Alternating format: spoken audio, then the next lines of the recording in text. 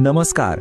कधी विचार केलाय का की आपण जे आकडे रोज वापरतो, म्हणजे वेळ बघायला, हिशोब करायला, ते किती साधे वाटतात नाही का? पण या साध्या दिसणाऱ्या अंकांच्या मागे ना एक खूप मोठं आणि इंटरेस्टिंग जग लपलेलं आहे. चला तर मग या विश्लेषणातून आपण संख्यांच्या या जगात एक फेरफटका मारूया आणि त्यांचे वेगवेगळे प्रकार अगदी सोप्या भाषेत समजून घेऊया. तर मग पहिला प्रश्न अगदी साधा सरळ की आपण रोजच्या जगण्यात नक्की कुठल्या प्रकारच्या संख्या वापरतो. या एकाच प्रश्नाचं उत्तर आपल्याला आकड्यांच्या वेगवेगळ्या दुनियेची दारं उघडून देईल.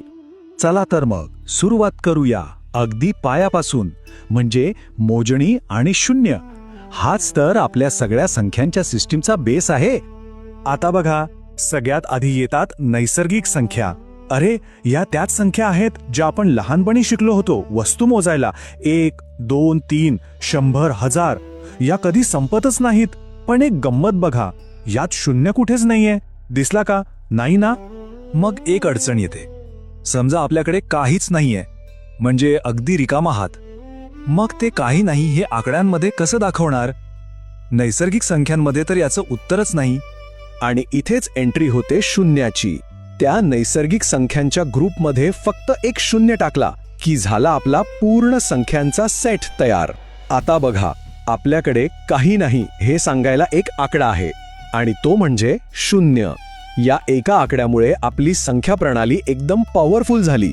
बरं, आत्तापर्यंतचा आपला प्रवास शून्यापासून पुढे, म्हणजे पॉझिटिव्ह दिशेने होता. पण जसं प्रत्येक नाण्याला दुसरी बाजू असते ना, तसंच आकड्यांचंही आहे. चला आता जरा मागे वळून बघूया. यांनाच आपण म्हणतो पूर्णांक संख्या. सोप्या भाषेत सांगायचं तर संख्या रेषेवर शून्याच्या उजवीकडे आहेत आपल्या धनसंख्या आणि डावीकडे आहेत त्यांच्या जुळ्या भावांसारख्या ऋणसंख्या, म्हणजे नेगेटिव्ह नंबर्स. विचार करा, तापमान शून्याच्या खाली जातं किंवा बँकेत पैसे कमी असले की बॅलन्स निगेटिव्ह होतो. या सगळ्या गोष्टी दाखवायला हे आकडे लागतातच. पण थांबा, गोष्ट इथेच संपत नाही. जगात सगळं काही पूर्ण किंवा अख्खं नसतं, बरोबर ना? अर्धी भाकरी, पाव किलो साखर म्हणजे आपल्याला गोष्टींच्या तुकड्यांबद्दल, भागांबद्दल बोलायला लागतं. मग त्याचं काय? त्याचं उत्तर आहे परिमेय संख्या. आता हे नाव जरा अवघड वाटेल, पण कन्सेप्ट एकदम सोपा आहे.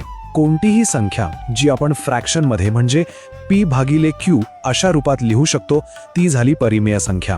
अट फक्त एकच, खालचा आकडा म्हणजे q कधीच शून्य नसावा, कारण कोणत्याही गोष्टीचे शून्य तुकडे कसे करणार, नाही ना? आणि इथेच खरी गंमत आहे. थोडा विचार केला तर लक्षात येईल की आपण आतापर्यंत ज्या संख्या बघितल्या ना, म्हणजे नैसर्गिक, पूर्ण, पूर्णांक, त्या सगळ्याच्या सगळ्या परिमेय संख्या आहेत. कसं? अहो, कुठलाही आकडा घ्या, समजा 5, त्याला आपण 5/1 असं लिहू शकतो की नाही? झालं तर परिमेय. किती सोपं आहे हे. आता आपण येतोय एका खऱ्या मिस्ट्रीकडे, एका कोड्याकडे. ज्या संख्यांना आपण फ्रॅक्शनमध्ये लिहू शकतो त्या तर आपण बघितल्या, पण अशाही संख्या आहेत का ज्यांना असं लिहिताच येत नाही? आणि इथूनच गोष्ट अजून इंटरेस्टिंग होते. या आहेत अपरिमेय संख्या. नावाप्रमाणेच परिमेयाच्या एकदम उलट. यांना तुम्ही काहीही केलं तरी फ्रॅक्शनमध्ये लिहू शकत नाही, आणि यांना डेसिमलमध्ये, म्हणजे पॉइंटमध्ये लिहिलं ना तर एक जादूच दिसते. हे आकडे संपतच नाहीत आणि त्यात कुठला पॅटर्न पण नसतो. सतत नवीन आकडे येत राहतात. आपलं पाय हे त्याचं सगळ्यात भारी उदाहरण आहे. त्याची किंमत शोधायला शास्त्रज्ञ आजही लागलेले आहेत. चला तर मग आपण आतापर्यंत संख्यांचे कितीतरी प्रकार पाहिले. नैसर्गिक, पूर्ण, पूर्णांक, परिमेय, अपरिमेय. आता या सगळ्या तुकड्यांना जोडून एक मोठं चित्र बनवूया. या परिमेय आणि अपरिमेय संख्यांना, या सगळ्यांना एकत्र केलं की जो एक प्रचंड मोठा ग्रुप तयार होतो, त्यालाच म्हणतात वास्तविक संख्या. म्हणजेच आपली जी नंबर लाईन आहे ना, तिच्यावरचा अगदी प्रत्येक पॉइंट हा एक वास्तविक संख्या आहे. तर आपला प्रवास कसा झाला एकदा आठवून बघूया. आपण सुरुवात केली मोजायला लागणाऱ्या नैसर्गिक संख्यांपासून. त्यात शून्य टाकला की मिळाल्या पूर्ण संख्या. त्यात निगेटिव्ह नंबर्स टाकले की झाले पूर्णांक.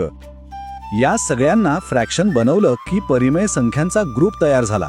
आणि शेवटी त्या रहस्यमयी अपरिमेय संख्यांना पण सोबत घेतलं आणि तयार झाला वास्तविक संख्यांचा हा पूर्ण परिवार.